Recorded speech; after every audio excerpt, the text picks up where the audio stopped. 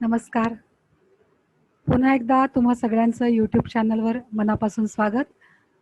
मागच्या व्हिडिओमध्ये आपण मुलाखत हा प्रकार समजून घेत होतो आणि त्या मुलाखतीचा आता पुढचा भाग जो आहे, म्हणजे प्रत्यक्ष नमुना कृती, हा आता आपण शिकणार आहोत. थोडासा थोडक्यात आढावा घेते. मुलाखत म्हणजे काय आणि मुलाखतीचं स्वरूप. मागच्याच लेक्चरमध्ये आपण पाहिलं की मुलाखत या शब्दाचा खरा अर्थ आहे भेट. अरबी शब्द मुलाकात याच्यावरून मुलाखत हा शब्द मराठीमध्ये आलेला आहे.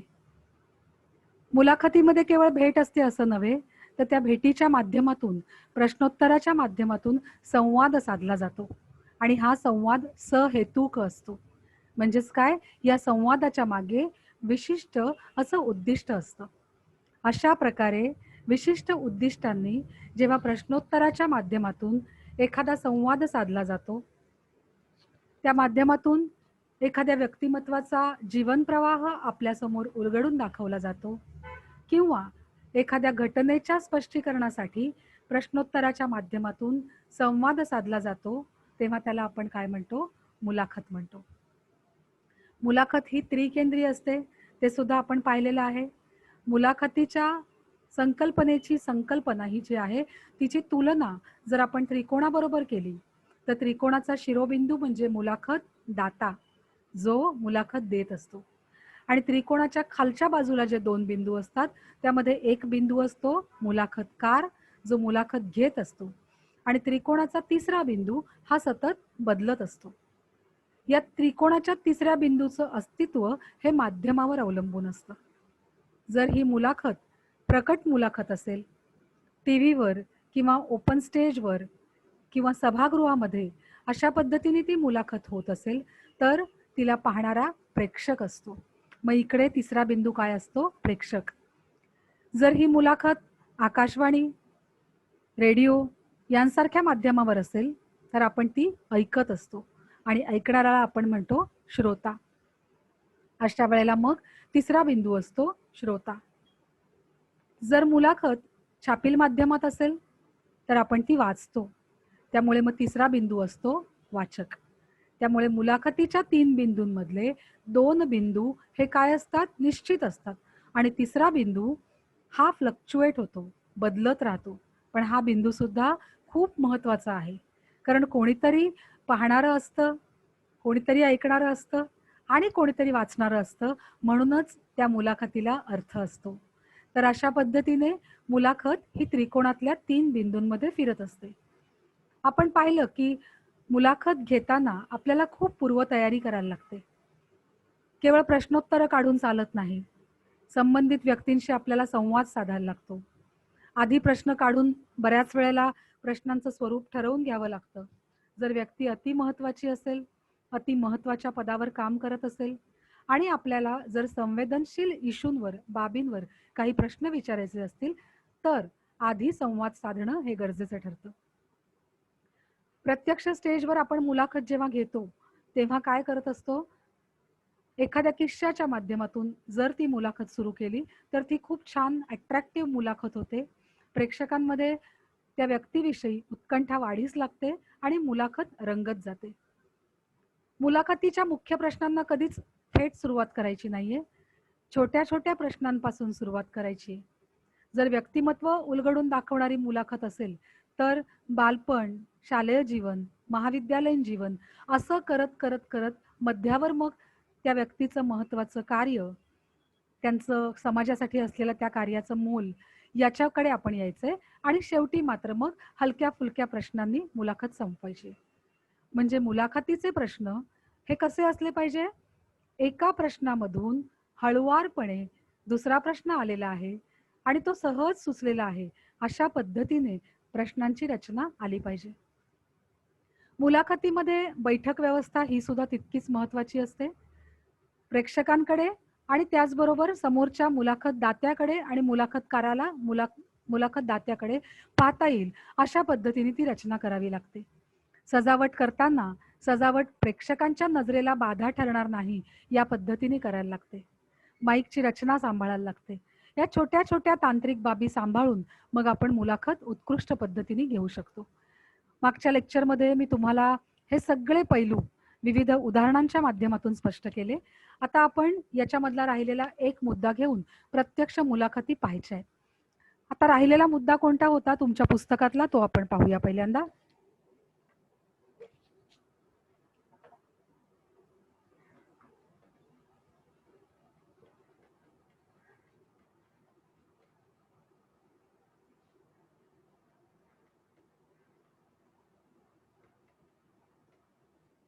नोकरीसाठी मुलाखत. मगाशी तुम्ही काय होतात की मुलाखतकार होतात, तुम्ही मुलाखत घेत होता कुणाची तरी. नोकरीसाठी मुलाखत जी असते तिथे तुम्ही मुलाखत दाता असता आणि या मुलाखतीमध्ये तुमच्या संपूर्ण क्षमतेचं, तुमच्यामध्ये असलेल्या गुणांचा कस लागतो. नोकरीसाठी मुलाखती आपण देतो किंवा काही परीक्षांसाठी प्रवेश परीक्षा असतात, त्यांची मुलाखत आपल्याला द्यावी लागते. स्पर्धा परीक्षांची नावं तुम्ही ऐकलेली असतील. तर या स्पर्धा परीक्षांमध्ये शेवटच्या टप्प्यावर मुलाखती अपेक्षित असतात आणि त्या फार फार कठीण असतात.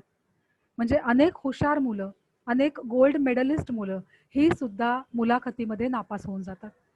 याचं कारण नोकरीसाठी मुलाखती किंवा स्पर्धा परीक्षांसाठी घेतलेल्या मुलाखती यात हल्ली तुमच्याकडे असलेली पदवी काय आहे, ती पदवी तुम्ही गोल्ड मेडलिस्ट आहात का, डिस्टिंक्शन मिळवून पास झालेले आहात का, याही पेक्षा तुम्ही एक व्यक्ती म्हणून काय आहात, तुमचं अंतरंग काय आहे, या दृष्टिकोनातून पाहिली जाते. समजा एखाद्या आस्थापनासाठी किंवा एखाद्या आस्थापनासाठी किंवा संस्थेसाठी तुम्ही मुलाखत देत आहात, तर तुमचं गोल्ड मेडल इकडे कामाला नाही येणार आहे. नॉलेज आहे तुमच्याकडे, ठीक आहे, पण अनेक लोकांबरोबर तुम्हाला एकत्रितपणे काम करायचं आहे.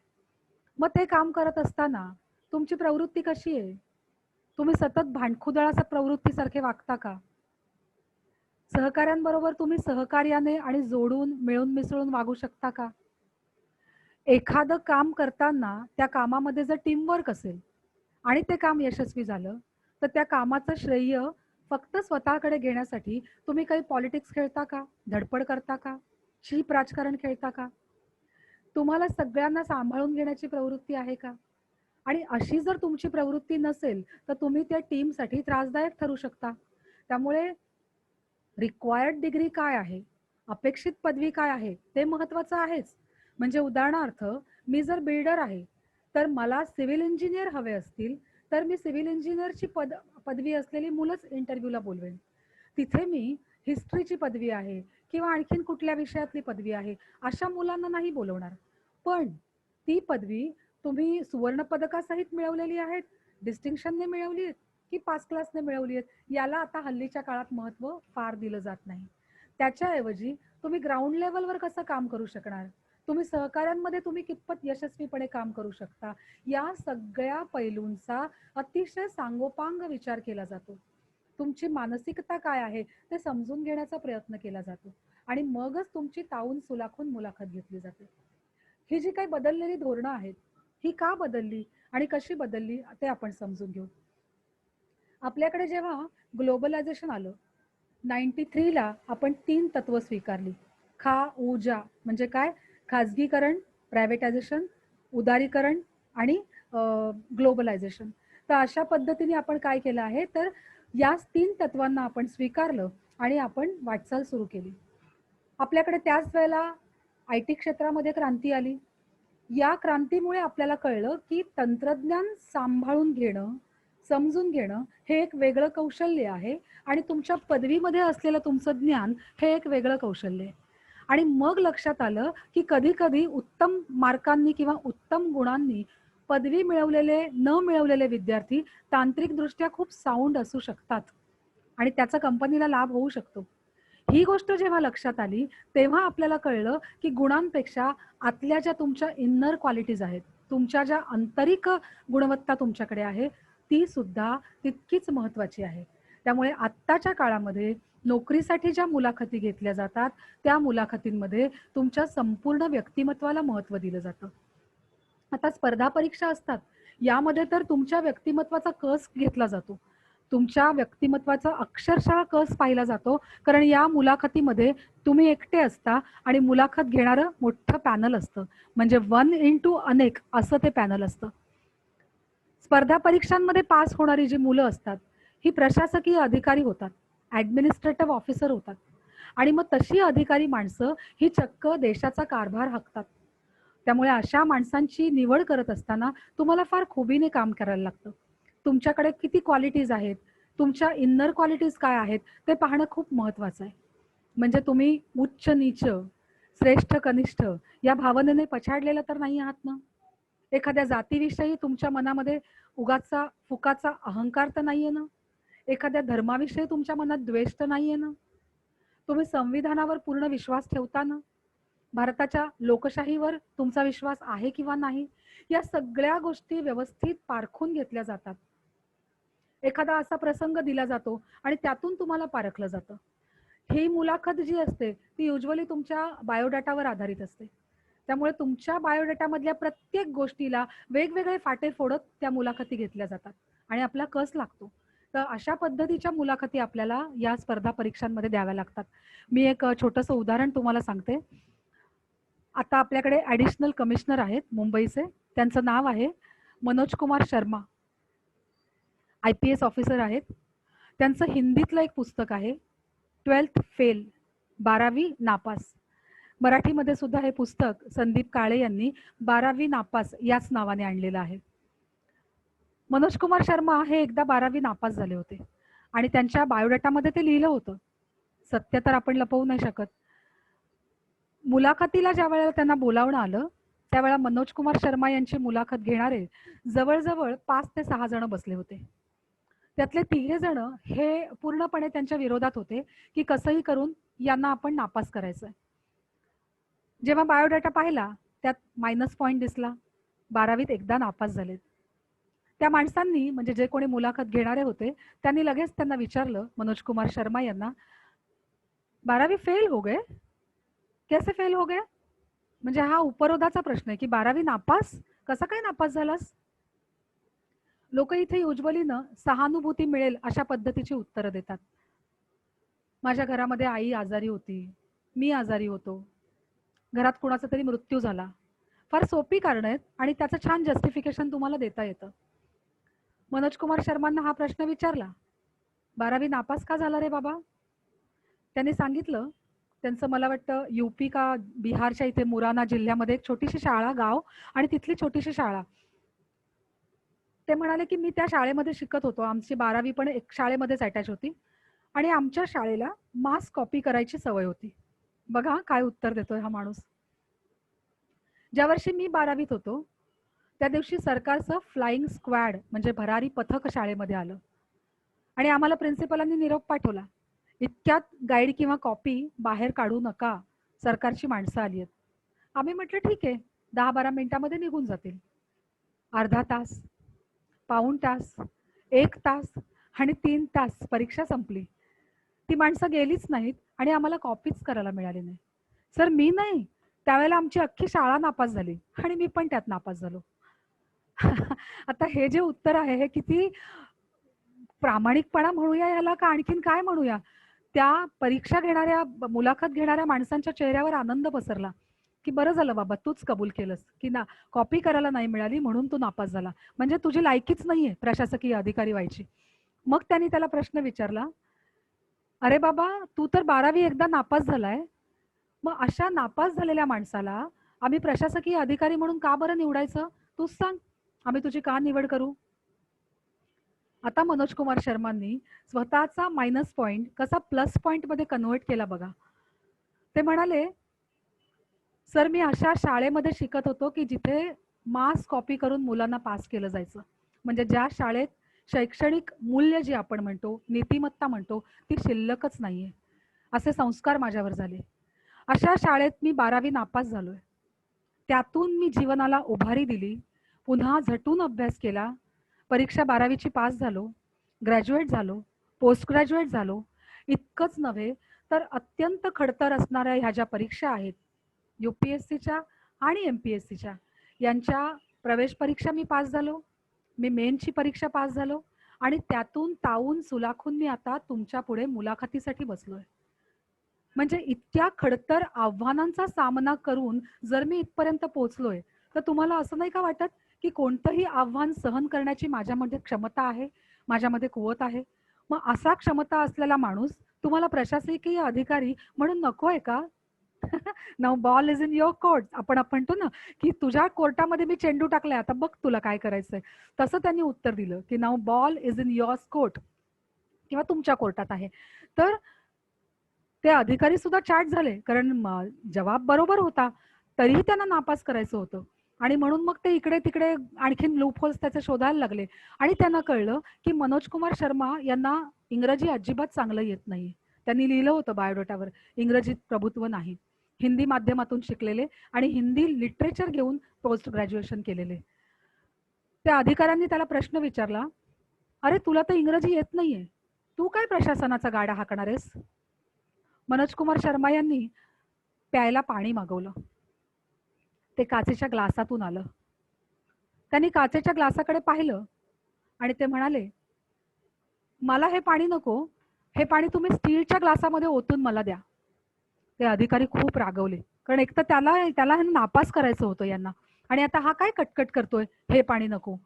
ते म्हणाले, "अरे हे पाणी शुद्ध आहे, ॲक्वागार्डचं पाणी आहे, पी की." "नाही नाही, मी कधीच काचेच्या ग्लासातनं पाणी पित नाही. मला ना हे पाणी स्टीलच्या ग्लासात ओतून द्या, मगच मी पिईन." तो अधिकारी खूप रागवला. तो म्हणाला, "अरे पाणी तर तेच आहे ना, काचेच्या ग्लासातनं प्यायलास काय आणि स्टीलच्या ग्लासातनं प्यायला काय, काय फरक पडतोय, पी की."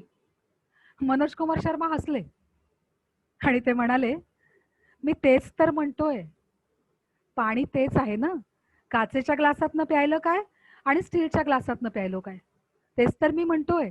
माझं काम हे अत्यंत प्रशासकीय अधिकारी म्हणून मला कुशलतेने करायचंय. मग ते इंग्रजी भाषेच्या माध्यमातून केलं काय किंवा हिंदी भाषेच्या माध्यमातून केलं काय, काम तर तेच आहे ना." काय सुंदर प्रसंगावधान एखाद्या माणसाकडे असू शकतं, याचं उत्तम उदाहरण म्हणजे मनोज कुमार शर्माची ही मुलाखत आहे.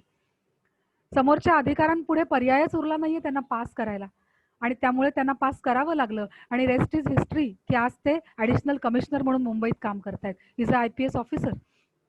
तर अशा पद्धतीने या ज्या मुलाखती असतात नोकरीसाठी, स्पर्धा परीक्षांसाठी, प्रवेश परीक्षांसाठी, त्यामध्ये तुमचं व्यक्तिमत्व अक्षरशः तावून सुलाखून पाहिलं जातं.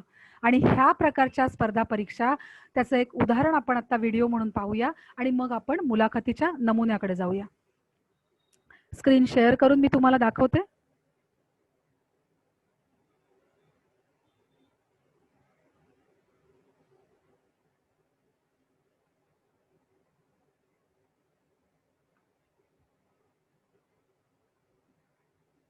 Share computer sound. ओके.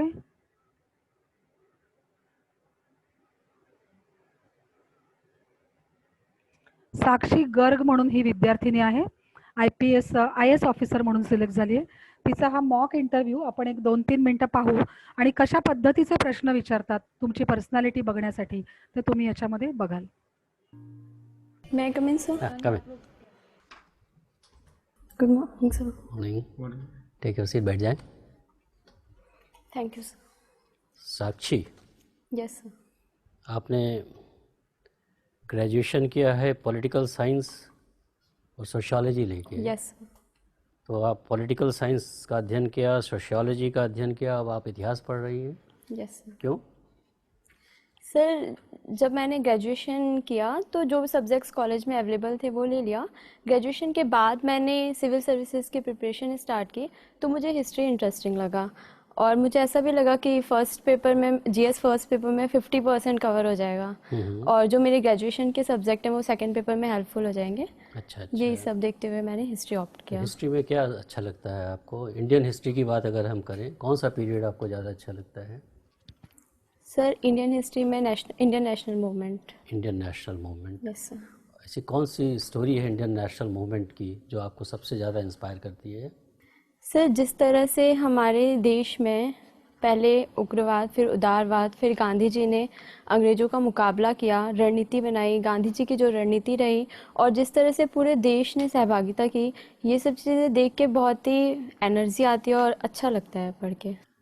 मान लीजिए आप सिविल सर्वेंट हो जाते हैं, तो जो भी आपने टेक अवेज है, जो इंस्पायर्ड हो के जो भी आपने सीखा है, समझा है, उसका कैसे उपयोग करेंगी आप अपने जीवन में? Sir as a civil Indian servant? Indian national movement से हाँ।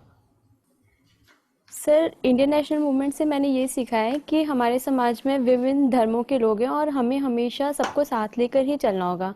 अगर कभी भी हम किसी एक पक्ष में जाते हैं या वोट बैंक राजनीति इन सब के चलते किसी एक धर्म का सपोर्ट करते हैं तो उसके परिणाम गलत आते हैं। इसीलिए हमेशा सोसाइटी के हर वर्ग को साथ लेके चलना होगा।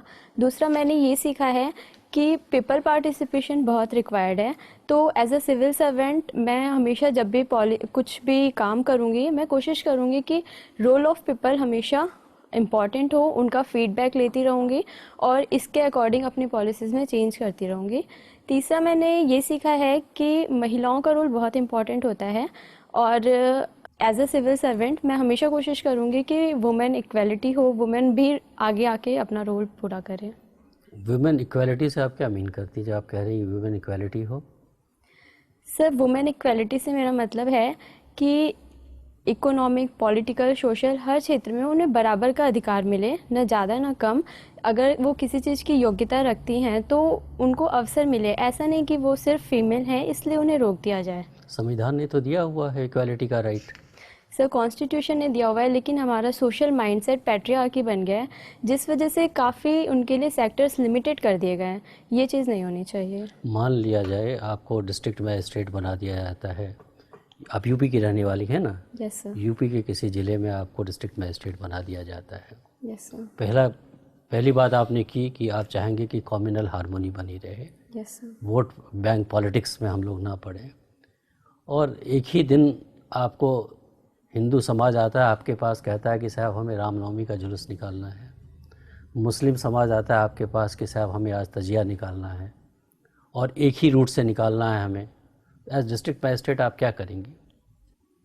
सर यहाँ पे दोनों दलों की भावनाओं का सम्मान करना चाहिए क्योंकि दोनों ही अपने अपने धर्म को एक तरह से रिप्रेजेंट करना चाहते हैं। इसके लिए मैं उनके लीडर जो भी होंगे उनसे बात करूँगी कि वो एक ही जगह से निकालना, या तो वो अलग अलग रास्ते चुन लें, बट अगर उनकी ज़िद है कि एक ही जगह से निकालना है तो टाइम में थोड़ा सा अंतर कर दिया जाए जिससे दोनों सद्भावना से अपना काम कर सकें। अच्छा, आपने अपने हॉबीज़ में घूमर डांस की जिक्र की है आपने। यस ये क्या होता है Ghoomar dance? Sir Ghoomar dance एक राजस्थानी फोक डांस है जिसमें कुछ विशेष तरह के सॉन्ग होते हैं, जैसे घूमर रमवाने सा, टूटे बाज, इस तरह के सॉन्ग्स पे डांस किया जाता है। और इसमें परंपरागत ड्रेस पहनी जाती है, लहंगा चुन्नी, और ट्रेडिशनल रूप से जब घूमर किया जाता था तो एक ट्रांसपेरेंट घूंघट भी लिया जाता था। ये घूमर कब की शुरुआत कब हुई थी और क्यों किया जाता था? सर इसकी शुरुआत भील जनजाति से ही मानी जाती है कि वो अपने समुदाय में खुशी के जब भी अवसर होते थे, जैसे किसी का जन्मदिन होता था या किसी की सालगिरह होती थी, फसल कटाई होती थी, तब घूमर के माध्यम से अपनी खुशी को प्रकट करते थे। और आगे ये राजस्थान में फैल गया। इसके बाद पास के राज्यों जैसे उत्तर प्रदेश, गुजरात में भी काफ़ी अच्छे से किया जाता है। हाल आता हा जो इंटरव्ह्यू तुम्ही पाहिला याच्यामध्ये तुम्ही पाहिलं की त्या मुलीच्या बायोडाटामधूनच प्रश्न उचललेले आहेत आणि तिच्याच उत्तरांमधून प्रश्नांची निर्मिती झाली आहे। ती जेव्हा म्हणाली की वुमन इक्वालिटी, तर त्यांनी लगेच प्रश्न विचारला की महिला समानतेच्या अंतर्गत तुझ्या काय अपेक्षा आहेत, आणि मग तिला ते स्पष्ट करायला लागलं. किंवा तिने हॉबीमध्ये लिहिलं होतं मला घुमर डान्स आवडतो. मग तो घुमर डान्स तुला आवडतो तर त्याची हिस्ट्री तुला माहीत असली पाहिजे. तिला संपूर्ण ती हिस्ट्री विचारली. तर अशा पद्धतीने या ज्या मुलाखती असतात यांच्यामध्ये तुमचा कस लागतो. तुम्ही कुठल्या धर्माच्या बाजूने तर नाही येत ना, विशिष्ट जातीचा तर विचार करत नाही येत ना. सगळ्या पद्धतीने टाळून सुलाखून जेव्हा तुमचं व्यक्तिमत्व परखलं जातं तेव्हाच तुम्हाला अशा पद्धतीच्या मुलाखतींमधून प्रशासकीय अधिकारी म्हणून सिलेक्ट केलं जातं. आता आपण सामान्य एक व्यक्तिविशेष मुलाखत पाहूया.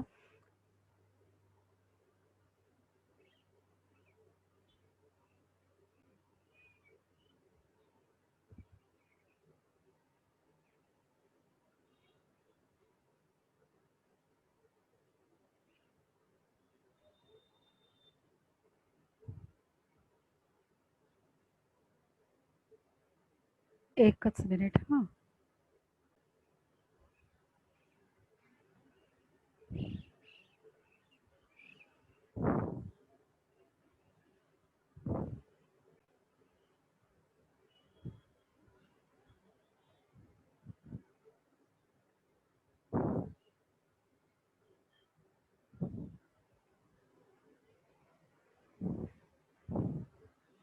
ओके, आता आपण एक व्यक्तिविशेष मुलाखत बघूया.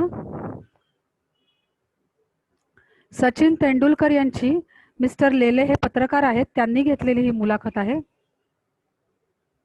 जी लेले या दोन्हीही मान्यवरांना मी विनंती करतो की कृपया आपण व्यासपीठावर यावं.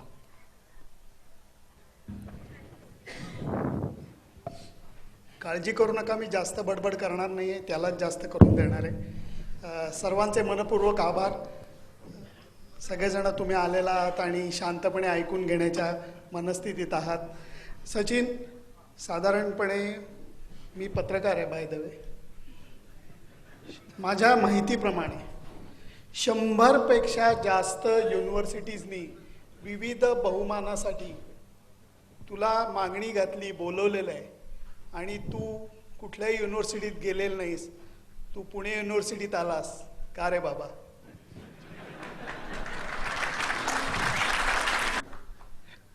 नमस्कार. It's better late than never, बरोबर.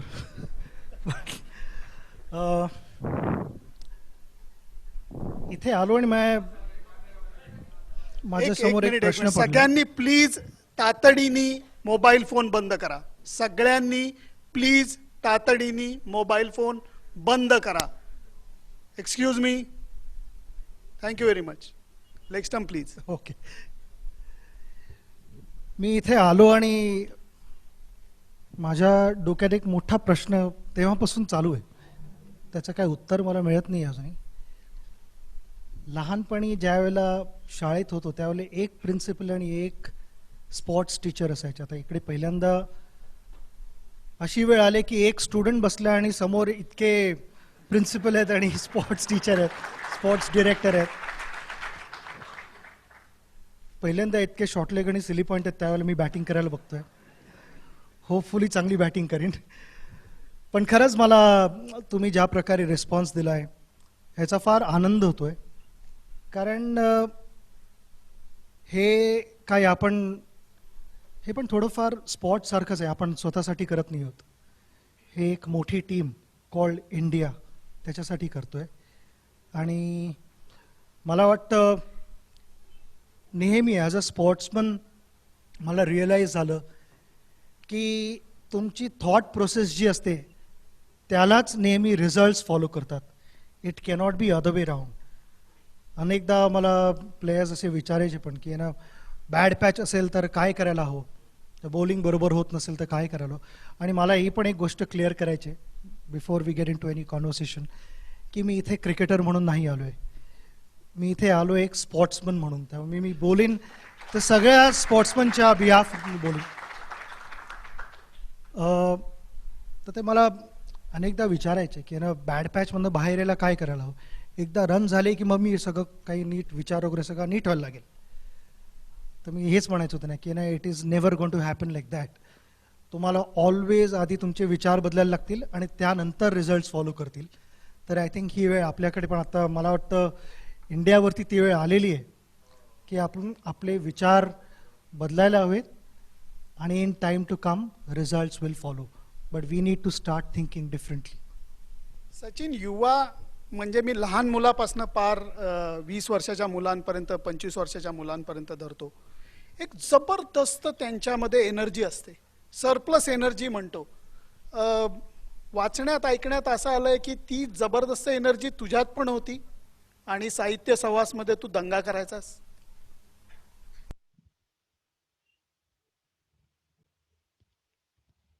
आता ही जी तुम्ही सचिन तेंडुलकरची मुलाखत बघितली याच्यामध्ये तुम्ही स्टेजची रचना पाहिली असेल, बैठकीची रचना पाहिली की खुर्च्या त्यांनी एकमेकांकडे तिरक्या ठेवलेल्या आहेत.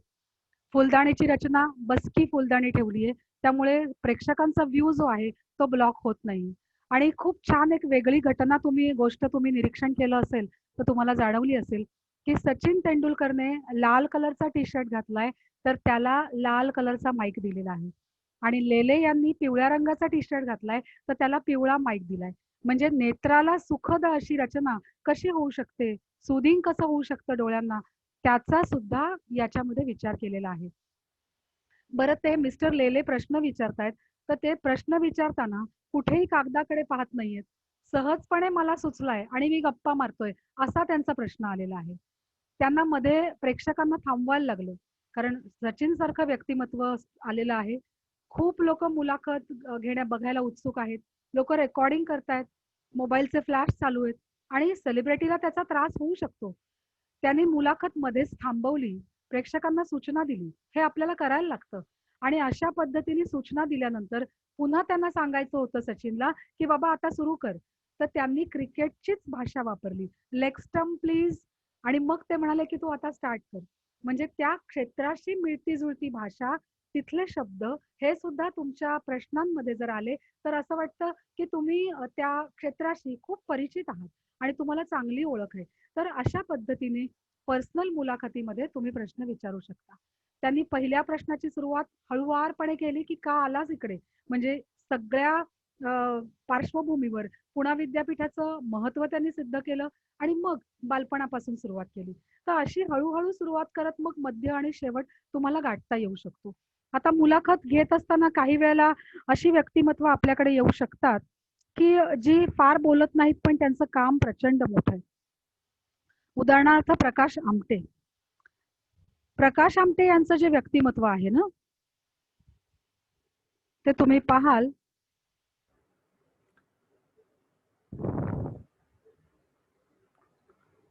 कमी बोलणारे आहेत ते.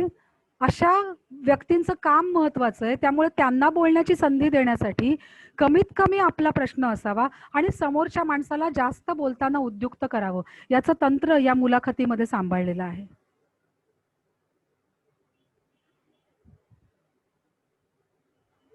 आनंददायी आहे, कारण आज आपण एका अशा दाम्पत्याशी बोलणार आहोत की ज्याला अख्ख्या महाराष्ट्र ओळखतं, त्यांचा सन्मान करतं. डॉक्टर प्रकाश आमटे आणि सौ मंदा आमटे, तुमचं मनापासून स्वागत थिंक बँकमध्ये.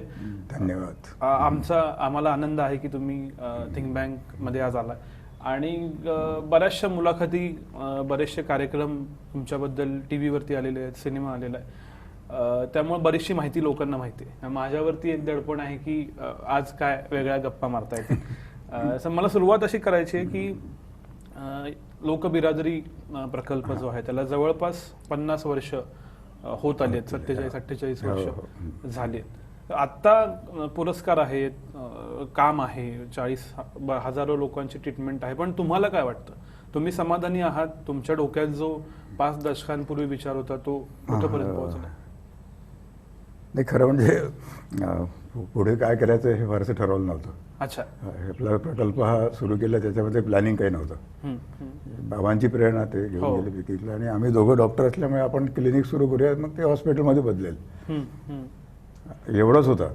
अच्छा. त्याच्यामुळे मागे वळून बघताना आता एक्सपान्शन एवढं होईल असं कधी वाटलं नव्हतं. पण परिस्थितीप्रमाणे, लोकांच्या प्रॉब्लेमप्रमाणे आपलं काम वाढत गेलं.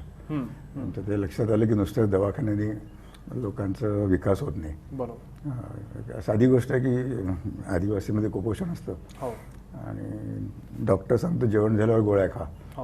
ते त्यांच्याकडे जर खायला अन्न नसेल तर ते गोळ्याचे दुष्परिणाम होतील. असं एकातून एक. आणि मग आणि सुदैवाने की बाबांच्या प्रेरणेने आणखी कार्यकर्ते पण तरुण आले होते त्या काळात, म्हणजे 70च्या दशकामध्ये. मग ते सगळे तसे अनुभवी नव्हते, सामाजिक कार्याचा अनुभव नव्हता कोणाला. आणि आम्हा दोघांनाही काही फारसा नव्हता, बाबांचे संस्कार हेच अनुभव. पण तिथे राहिल्यामुळे, आदिवासींचे जीवन पाहिल्यामुळे आमच्या सगळ्यांच्या जीवनात बदल झाला. कारण तसं तक्रार करायला खूप वाव होतं.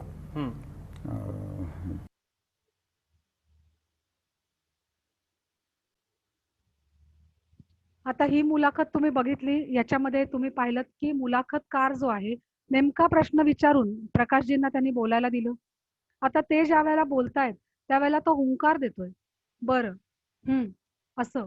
म्हणजे अशा पद्धतीने आपण समोरच्या व्यक्तीला बोलताना दुजोरा दिला की तो संवाद वाटतो.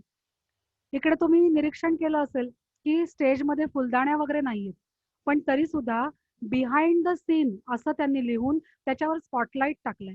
त्यामुळे संपूर्ण ती पार्श्व बाजू जी आहे त्यांची ती अतिशय ठळकपणे उठून आलेली आहे. आणि मग ते टायटल जे आहे बिहाइंड द सीन, की खरोखर काय होतं पडद्याच्या मागे. एखाद्या व्यक्तीचं आपल्याला काम दिसतं, पण ते काम उभं करण्याच्या मागे केवढं मोठं यश आहे, ते त्या छोट्याशा केवढं मोठं खडतर कार्य आहे, सॉरी. तर ते छोट्याशा टायटलमधून ते आपल्याला क्लिअर होत राहतं, त्या शीर्षकामधून, की याचं उद्दिष्ट नेमकं काय आहे या मुलाखतीचं. तर अशा पद्धतीने आपण पाहिल्यात वेगवेगळ्या क्षेत्रातल्या 2 मुलाखती पाहिल्या, स्पर्धा परीक्षांची मुलाखत पाहिली आणि मला वाटतं तुम्हाला सगळ्यांना कळलं, की मुलाखत हा प्रकार नेमका काय आहे. आता आपल्याला परीक्षेमध्ये जो मुलाखतीचा नमुना सादर करायचा आहे, तो कसा सादर करणार आहोत, आपण तो पाहूया. प्रत्यक्ष परीक्षेमध्ये तुम्हाला मुलाखतीचा नमुना सादर करायचा आहे आणि हा जो नमुना आहे, याच्यासाठी तुम्हाला एकूण 5 गुण दिलेले आहेत.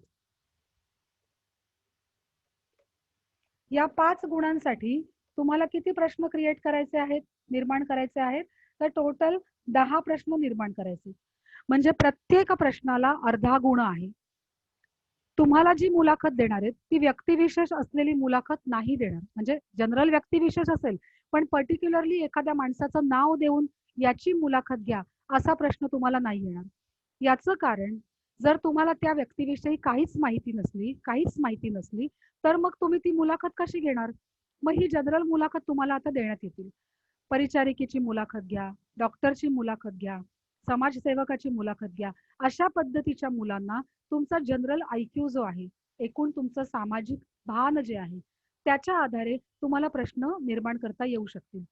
इथे जरी मी तुम्हाला सांगतेय, की नियमानुसार 10 गुण मिळवायचे आहेत, सॉरी 10 प्रश्न तयार करायचे आहेत, तरी माझं असं सांगणं आहे, की तुम्ही 11-12 प्रश्न तयार करून ठेवा. कधी-कधी काय होतं, एखादा प्रश्न आपण 2 वेगवेगळ्या पद्धतीने विचारतो, पण त्यांचं उत्तर एकच येतं. म्हणजे तुम्हाला या क्षेत्रात काय यावंसं वाटलं आणि तुमचं प्रेरणास्थान काय आहे? ऑलमोस्ट दोघांची उत्तरं सेम येतात. मग कदाचित त्या दोन्ही प्रश्नांना एकच प्रश्न समजला, तर तुमचा उगाच हकनाक अर्धा गुण जाऊ शकतो आणि म्हणून 11 किंवा 12 प्रश्न निर्माण केले, की आपण सेफ होऊन जातो. तर अशा पद्धतीने आपल्याला काय करायचंय, मुलाखतीचा नमुना तयार करायचा आहे. मुलाखतीचा नमुना तयार करत असताना तुम्हाला त्याच्यामध्ये प्रस्तावना पहिल्यांदा लिहावी लागेल.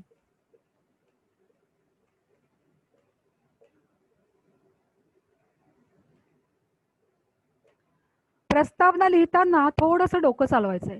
समजा तुम्हाला सांगितलं, की परिचारिकेची मुलाखत घ्या. तर तुमच्या डोळ्यासमोर एवढं चित्र आहे, की आपल्याला हॉस्पिटलमधल्या एका नर्सची मुलाखत घ्यायची. पण मग ती घेत असताना आपल्याला प्रस्तावना लिहायची आहे. थोडंसं आपण डोकं चालवू शकतो, की नर्स आहे, मग ती कुठल्यातरी हॉस्पिटलमध्ये आहे. तर बाबा देऊन टाका तिला काम. KEM रुग्णालयात ती काम करते. नाव दिलंय का? नाही दिलंय. तुमच्या मनाने देऊन टाका. अंजनाताई मोरे आपल्या मनाने देऊन टाकूया. आणि एखादा तिला पुरस्कार देऊन टाकायचा. महाराष्ट्र राज्य शासनाचा पुरस्कार मिळालेला आहे. मग आपली प्रस्तावना कशी येईल? तर महाराष्ट्र राज्य शासनाचा आदर्श परिचारिका पुरस्कार मिळवलेल्या KEM रुग्णालयाच्या परिचारिका श्रीमती अंजनाताई मोरे यांची मुलाखत पुढील प्रमाणे. म्हणजे तुम्हाला नमुन्यामध्ये दिलं होतं परिचारिकेची मुलाखत, पण प्रस्तावनेमध्ये तुमच्या डोक्याला काय चालना दिली, काय ऍड केलं? एक तर त्या व्यक्तीला आपण एक पुरस्कार दिला, त्या व्यक्तीला कुठे काम करतात, त्या संस्थेचं नाव आपण सांगितलं आणि त्या व्यक्तीचं स्वतःचं नाव काय आहे तेही आपण देऊन टाकलं. तर अशा पद्धतीने काही ऍडिशन तुमच्या मनाच्या तुम्ही टाकू शकता आणि मग तुम्ही प्रस्तावना लिहू शकता. प्रस्तावना लिहिल्यानंतर प्रश्न क्रमांक 1 जो आहे तो लिहून तुम्ही काय करू शकता, मुलाखतकार आणि मग तुमचा जो प्रश्न असेल तो त्याच्या खाली तुम्हाला उत्तर देणारं कोण आहे, तर मुलाखतदाता. आपल्याला उत्तरं लिहायची नाहीयेत, त्यामुळे आपण याच्या समोर फक्त डॅश डॅश करणार. मग परत क्वेश्चन नंबर 2, या स्वरूपामध्ये जर तुम्हाला लिहिता आलं तर उत्तम, नाही लिहिता आलं तर सरळ एका मागोमाग एक प्रश्न लिहा आणि 10 प्रश्नांची निर्मिती करून ठेवा. वेळ शिल्लक असेल तर या फॉर्मॅटमध्ये तुम्ही जाऊ शकता, पण हे कंपल्शन नाहीये, जस्ट एक सजेशन आहे की तुम्ही मुलाखतकार आहात, त्यामुळे तुमचा प्रश्न पुढे येईल. मुलाखतदाता म्हणजे ज्यांची मुलाखत आपण घेतो आहोत ते, त्यांचं उत्तर तर आपल्याला लिहायचं नाहीये, त्यामुळे आपण तिकडे नुसतं डॅश डॅश लिहिणार. परत आपला दुसरा प्रश्न, मुलाखतकार आणि आपला दुसरा प्रश्न. जमला तर हा फॉर्मॅट वापरा, नाही जमला तर सरळ एका पाठोपाठ एक प्रश्न जे आहेत ते तुम्ही निर्माण करा. मी एक सॅम्पल मुलाखत तुम्हाला दाखवते इथे, म्हणजे तुम्हाला कळेल.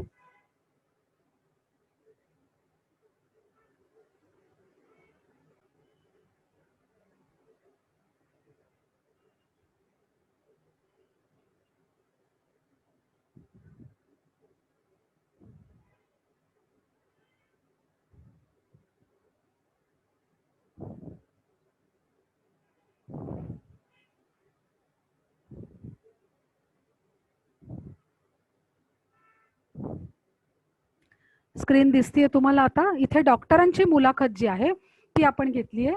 याच्यामध्ये मी असं लिहिलंय की प्रस्तावना महाराष्ट्र राज्य शासनाचा आदर्श डॉक्टर पुरस्कार मिळालेले KEM रुग्णालयाचे डीन म्हणजे अधिष्ठाता डॉक्टर वसंत बापट यांची मुलाखत पुढील प्रमाणे.